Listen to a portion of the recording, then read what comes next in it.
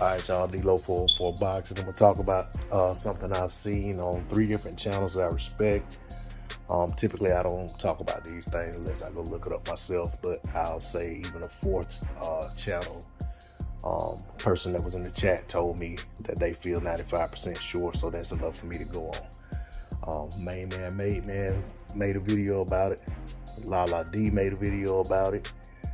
Pac-Man Taze on live talking about it.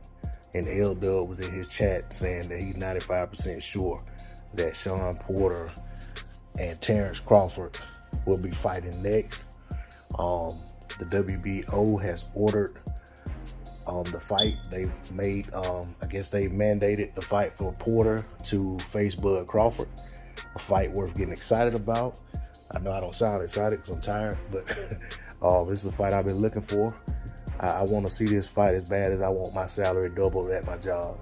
I'm not going to do any kind of talking on what I think the fight plays, how it plays out. Let's just say that I'm very hopeful and optimistic that this fight gets over the line. I really don't care who puts the fight on, but I would probably prefer it be on PBC just because I like watching fights on Fox and Showtime more than I do watching them on ESPN for several reasons. But the other thing I will say is that what this does for PBC, if they are able to put this fight on, is that gives PBC a chance to do a dry run with Bud Crawford.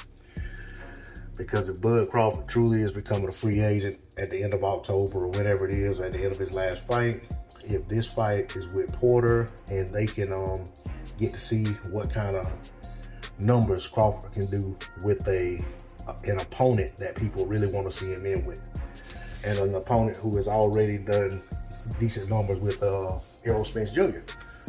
and a common opponent with Errol Spence Jr. So, and not a common opponent from years and years and years ago, sort of a recent opponent. So there's a lot of reasons that this fight is important, and it's big for the welterweight division, big for the PBC. Big for ESPN, I guess, if they're going to keep Crawford. But for Shawn Porter, this gives him a chance to get another title shot.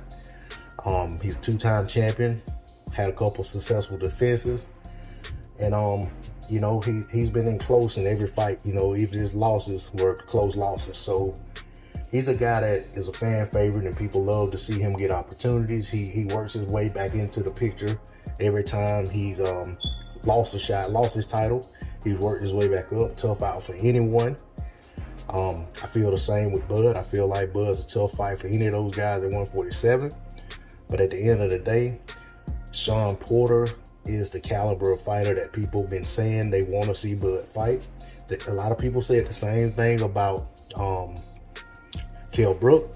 A lot of people that picked Kell Brook to beat Bud Crawford. As soon as Bud beat Kell Brook was a nobody. He was a shot fighter. He was done.